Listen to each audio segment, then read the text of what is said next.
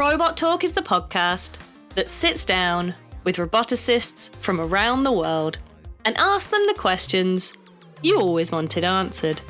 Like, is that robot for children? And how does that thing work?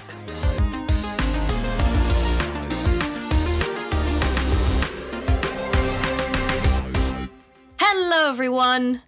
Welcome to Robot Talk. I'm your host, Claire Asher, and this week we're returning to the topic of human-robot interaction. But this time, we're focusing on interactions between robots and children. I'm exploring the many social, psychological, and ethical considerations around designing robots for education and play. Before that, I'd like to remind you to subscribe to Robot Talk on your favourite podcast provider to make sure you're the first to hear the latest episodes. Another way to find out about new episodes is the email newsletter, which you can sign up to by going to robottalk.org. And if you sign up as a paid supporter on Patreon, you'll get early access to new episodes before they're released publicly. So, with all that said, let's get on with this week's interview.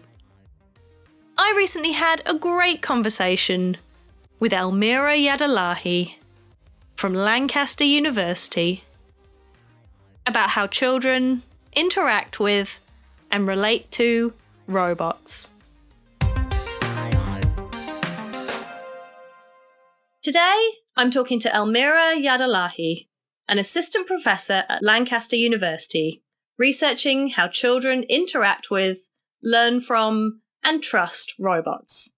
Hi Elmira, lovely to have you on Robot Talk. Hi Claire, thank you so much for having me. I'm really excited to be here. So, we've covered the general topic of human-robot interaction on the podcast previously, and I guess child-robot interaction is sort of a subset of that broader field. So I'm really interested to hear from you how children experience and interact with robots differently than adults do. Thank you so much for bringing up that question, because as someone who have predominantly started her research in child-robot interaction during my PhD, I'm so fascinated by how children see the robots compared to adults. So as a whole, I would say adults and children are fundamentally different in how they perceive and interact the robot. And much of that difference comes from the fact that they have different prior experiences with the technology, but also they are at different level of developmental stage. So let's say with adults, they come with this technological baggage because they have interacted with different type of technologies in the past. We also have to remember when we say adults, we have also a different generation. So of course, there are different varying degree of comfort level and familiarities with the technology. So they have kind of formed some mental models about different type of technologies depending on their prior experiences. But then children come from a different place. They have this wonderfully fresh, imaginative, and I would say brutally honest perspective when they interact with the robots. And that was something that I was so fascinated when I was conducting my first two studies. Like, I'm a mechanical engineer. So I was trained as a mechanical engineer working with systems and machines. And then I started doing research in human-robot interactions with children.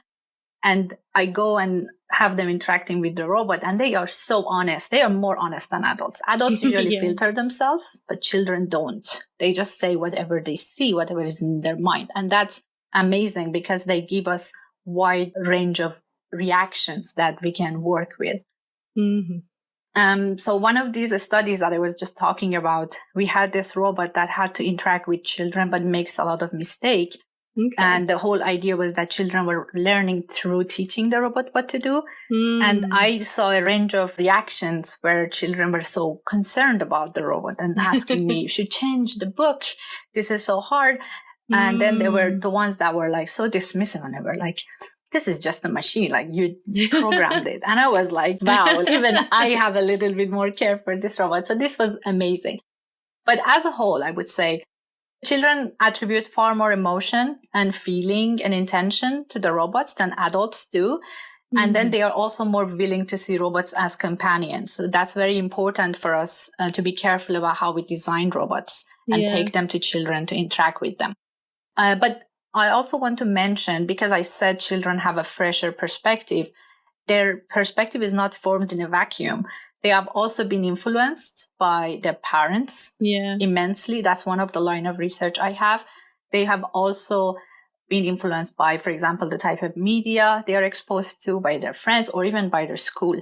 So one of the point of research that I have now is trying to look at, for example, parental air literacy, how much it impacts children prior expectation about the robots and technology, because that also inherently have impacts on the type of connection they form with these technologies. So what I would like to say, just summarize what I mentioned, the two important part of the difference is adults more evaluate the robots when they interact with it, but children usually interpret them.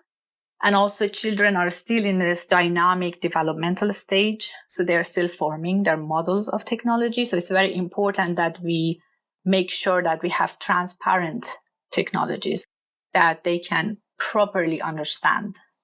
So this makes the designing of robots for children really critical responsibility, because interaction with them now shape how they understand and trust them in the future.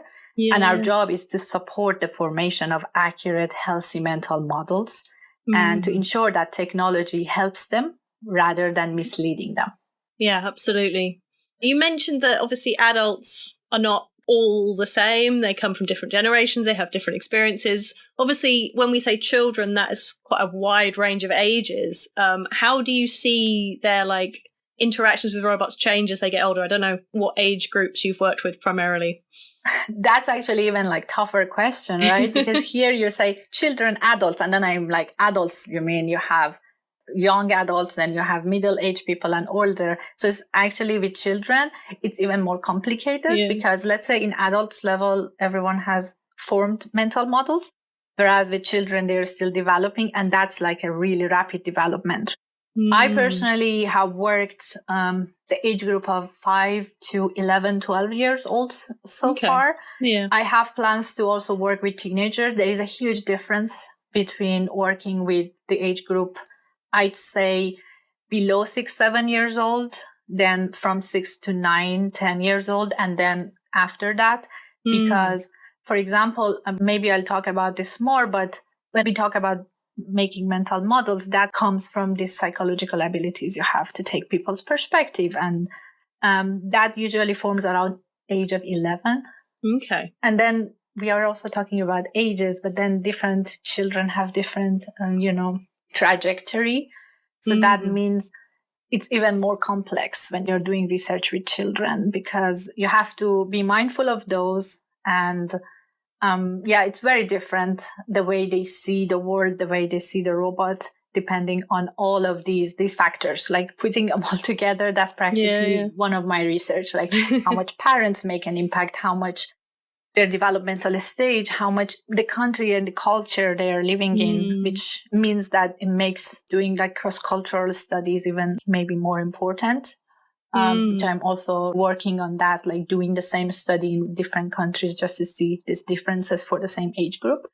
Yeah. So for me, I would say not only working with children is hard, even with a smaller range, you have to design everything for that particular range. Everything regarding the type of robot you're using, the type of explanation you give. I did conduct an outreach activity 2 months ago in Lancaster, and it was like an open activity during the holidays, so parents would bring their children. And I had children ranges from 2 to 15 years old coming and see our two robots, and then they saw the interaction. So every time I was explaining, I had to depending on how many children were in front of me, I had to adapt the explanation. That's what I want the robot to be able to do, right? Yeah.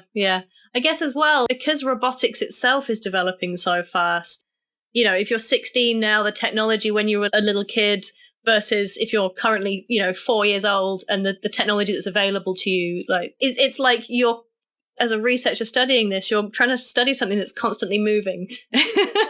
That's so true. And actually, I say this because right now I'm trying to also formulate my own research. So one of the things I am trying to do in my current research with children is not to be bounded by a particular type of technology, but rather by, like, my main research is about explainability or transparency. So I want technologies that are more explainable and transparent so you can understand them, you can form proper amount of trust.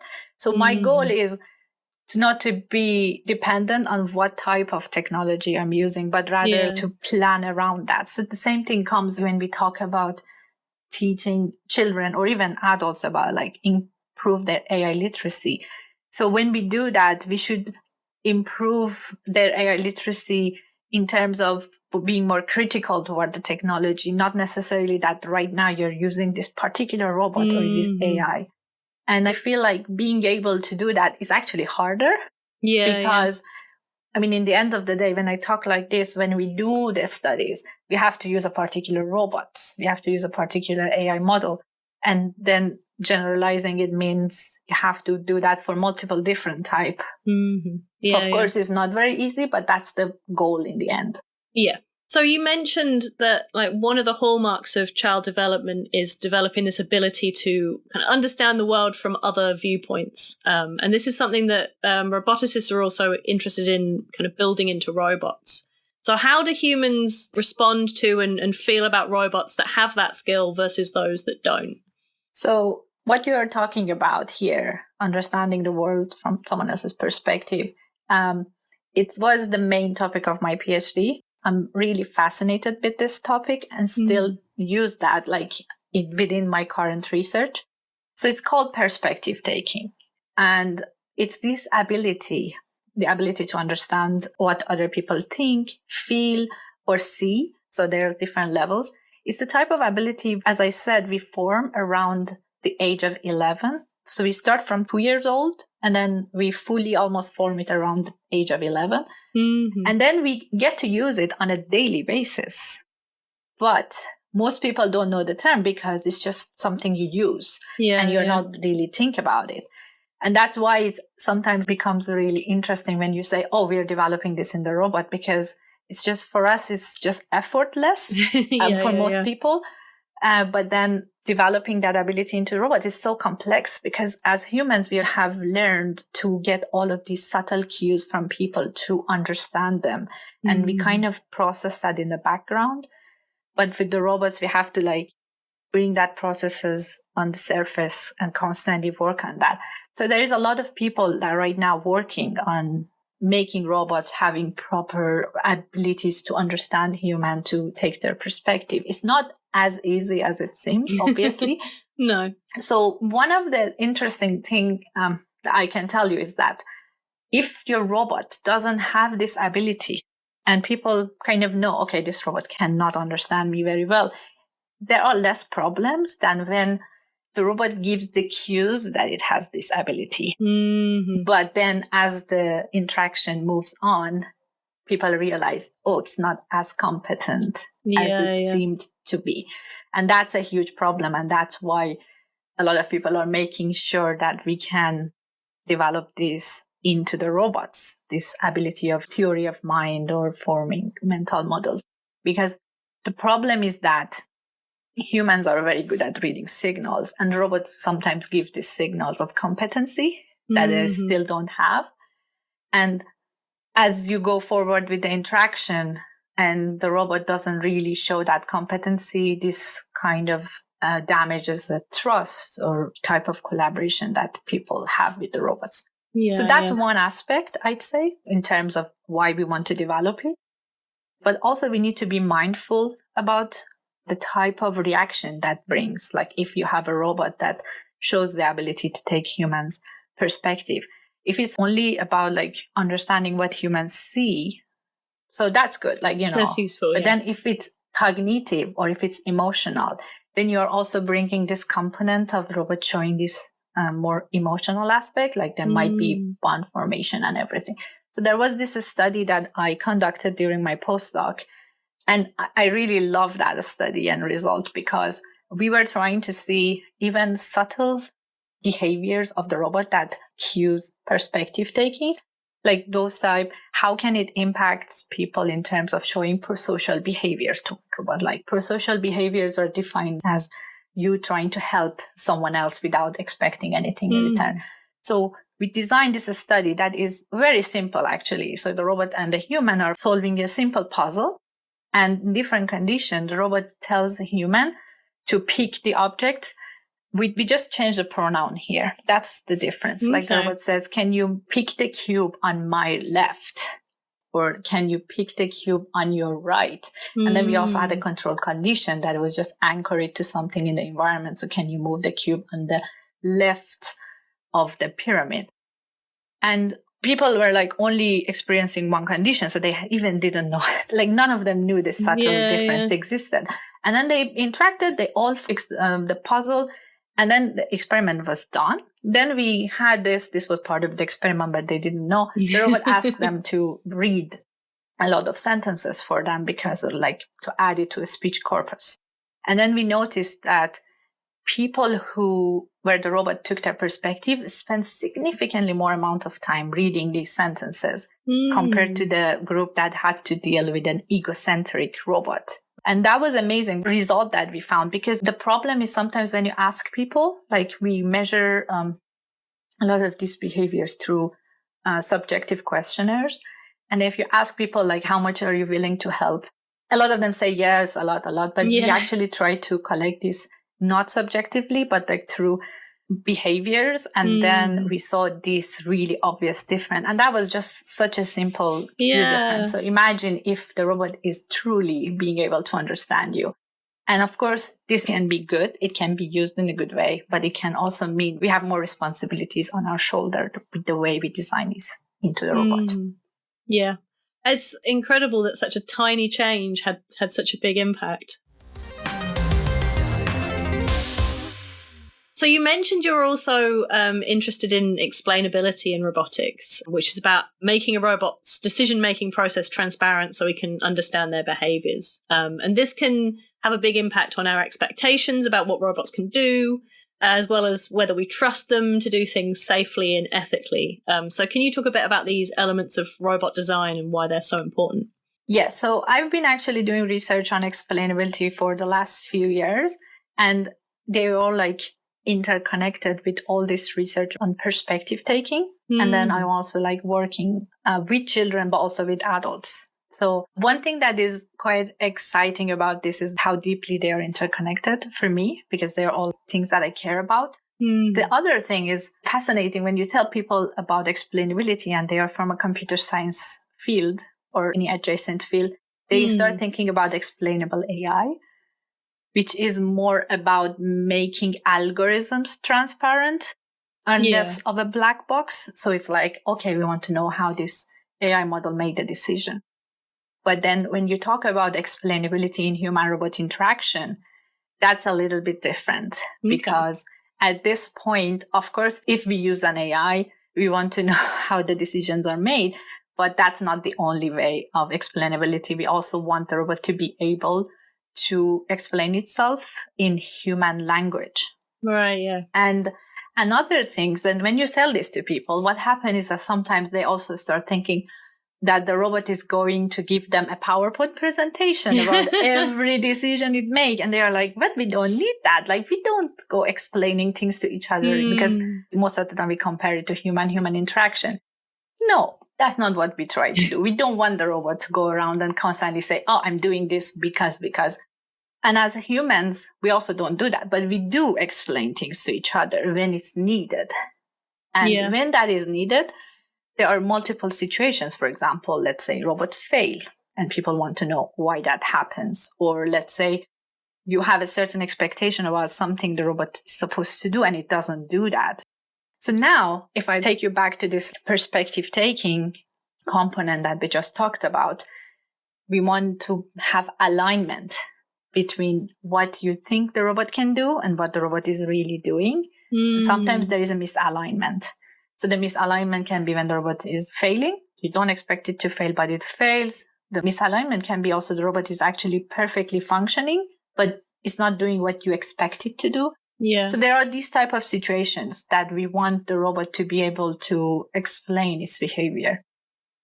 But what happened is that, especially nowadays that we use LLMs, it's very hard to get this. We can do this post hoc. So a lot of research on explainability is like creating post hoc explanation. So after what happens, we're just trying to generate them. But that's not what we want to do if we want to have a long-term interaction that is autonomous. We want at each moment the robot be able to say why it made a certain decision or why it chose to do this. So that's one aspect of explainability in human-robot interaction. But now if I want to tie that to my research with children, one of the current line of research I have is I'm trying to use this explainability as a way to teach children what robots can and cannot do. So it's not just the robot explaining its behavior when there is a situation that we need that, but we also want to make sure that children have a proper understanding of the robot. So I mentioned children come with this prior expectation. Everyone comes with a prior expectation about technology. And then as they interact with it, it's the same with humans, actually, like when you meet people. Yeah. So as you interact with them, then you form a better, more appropriate mental models. But then imagine with children, they have these ideas of, oh, this is magical, or it's always right, or it can understand me. And then they interact with it and they get the cues that it can do it. And then rather than really knowing what this technology can do properly, they might actually overtrust it. Or the robot fails unexpectedly and they completely dismiss it. And imagine if it's a robot that is supposed to teach them, you don't want them to undertrust it. So what I'm aim to do is to take this prior expectation of children about the robots and AI, and then use these robots or any technology that they interact with to explain its internal processes to the child language level, and up to a certain degree make them more literate about its capability. And then later we measure that again, and then we see, did we got it to the right level? So that's one of the point of also for me to use this explainability research with children and move it forward in that direction. Yeah. So with the part you were talking about first with adults, is the idea that if the robot can take the human's perspective, it can anticipate when they need an explanation and provide one without having to be asked? Yes, that's actually one of the things we are trying to do. It's really hard. It's super hard.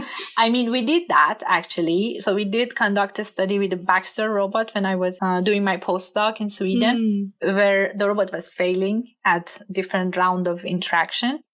And then it was explaining to people why it failed. And there are different levels of explanation based on different levels of failures. And then we collected data from what people understood and everything. And we collected a lot of data from people, like their facial cues, their movement, their success rate in resolving the failures. So we took all of that, then we analyzed it afterwards. And then we tried to see if we could predict if people needed explanation or not.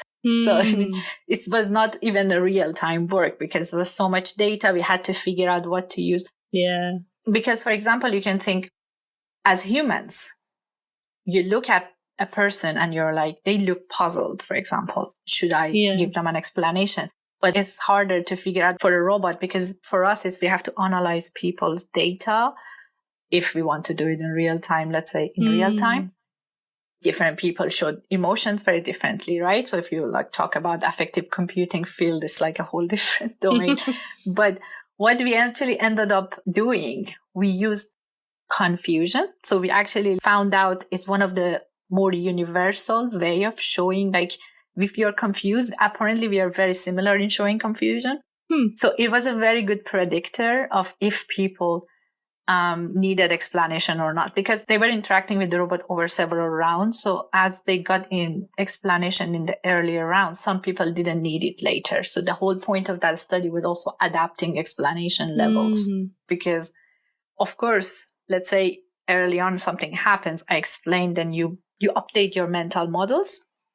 Then hopefully later you don't need it. But how would I know you updated your mental models, right? So yes, these are all very much interconnected. So essentially what I would like to do at some point is like having a robot that can take your perspective, create a correct mental model of you, but also you are forming a mental model of the robot. So we need to also understand that. So not just that the robot form a mental model of you as a human, it also has to understand what you know about the robot. So there is like multiple levels to that. And if we do that properly, then you don't need to prompt the robot to give you explanation. All you need to do is to just interact, and the robot can understand from your cues that, okay, maybe now I have to give more detail. Maybe now I don't need to. They know what's happening. And there will be a proper alignment, because there will be proper amount of trust as well. Because now the robot is not just showing you cues of things it can do, it actually can do it. So this is part of the whole research. Like if we can put them all together, that would be amazing. But hopefully that will happen. Yeah, I mean, if you had a robot that could do that, that would be a real game changer, like real step change in terms of social robotics. So coming back to kind of one of the other points you mentioned earlier in the interview about AI literacy, I'm very conscious that, like I said, technology is advancing very rapidly at the moment, particularly things like large language models and generative AI. And the children that are growing up now are the first generation to really grow up surrounded by this technology. So what do you think we should be doing to equip them with the AI literacy skills they need to navigate this new AI world? That's actually a great question. And also it's, again, one of the lines of my research at the moment. One thing that you mentioned very nicely is that children that are growing up now, they experience AI and robots, but let's say more AI or technologies very differently than us. For example, I was in the generation when I had to use dial-up internet, right? And they have no idea what is that. So what happened is that my view of AI might be more of it's a tool I'm going to use, or my view of the robot might be the same. But for children, it's been there. So they might not look at it as a tool the same way. And the problem sometimes is, and it's not just now, it was, in the past as well, when we try to develop technologies or even understand them from the perspective of children, we just think about what we know, and then we develop everything from that perspective, which doesn't apply to the new generation. And I think it's very important to increase the number of ways we are including children in designing technologies sometimes, or even understanding how they interact with them. So I actually had to give a talk about AI and robots last month in a school assembly. There were around 240 children from the ages of, I think, from 7 to 11. And that was amazing. I was actually surprised in how much they knew about robots and AI. Because I was asking them, do you know this and that? And the funny part for me was that because a lot of them apparently interact with Alexa or Siri, they have really this level of understanding. They can get their answers from it. And because speech detection technology is still not that good, so it makes error, they also know that these technologies make mistakes. But what happened was up to this level, they were all seemed to be literate. And sometimes we think because children can interact with technology, they also understand them well. But that's not the case. So they can interact with it. They're actually better than us. Like if you give them a phone, they're faster even doing things in it than even me, working in technology. But they don't cognitively understand what they are and what they do. So when I ask them, do you think they make mistakes? They said, yes, it does. Like Siri doesn't always understand me. And then I was like, but how do you know it can be wrong?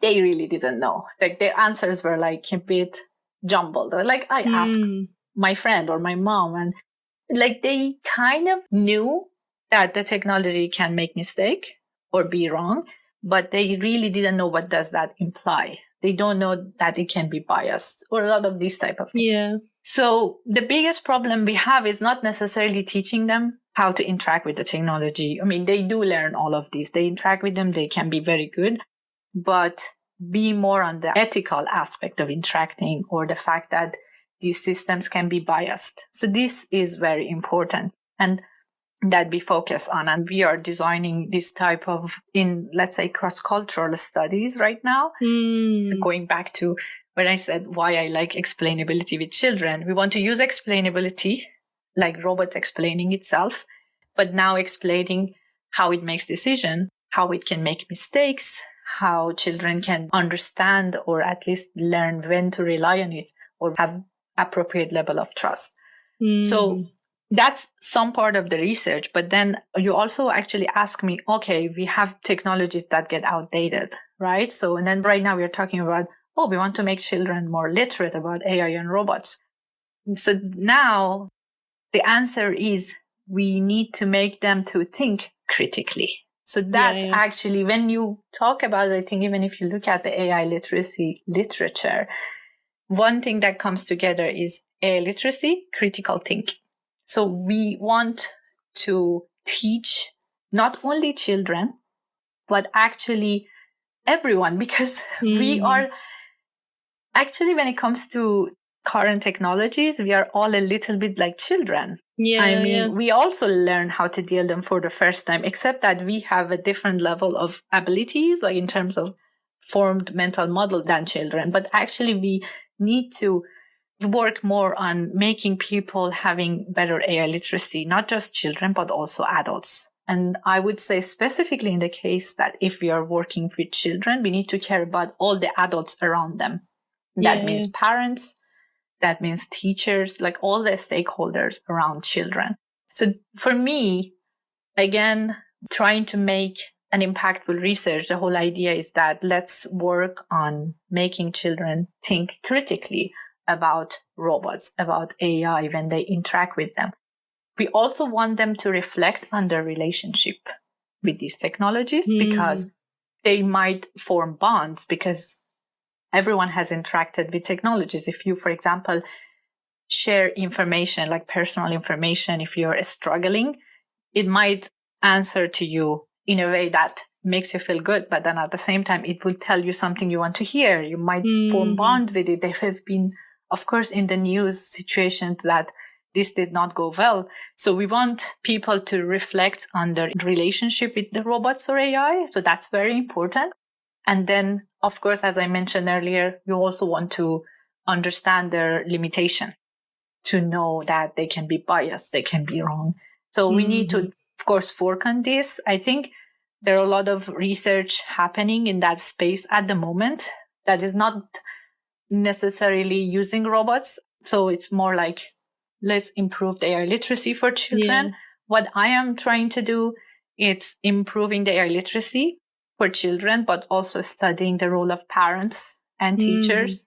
And hopefully with that cross-cultural study that I'm doing, we also want to involve parents. We want to see what is their prior AI literacy, and we want to see if we can also help them alongside children. Yeah, that's so important. Definitely agree with you on the critical thinking skills aspect. Elmira, it's been great chatting to you today. I've been speaking to Elmira Yadollahi from Lancaster University. Thank you. Thank you so much for having me. I had a great time.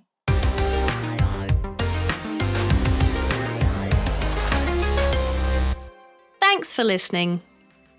If you enjoy Robot Talk, please share the podcast, subscribe, and leave a review. And check out @Robot Talk Pod on social media to see a photo of a cutie robot, which Elmira has been using in her research with children.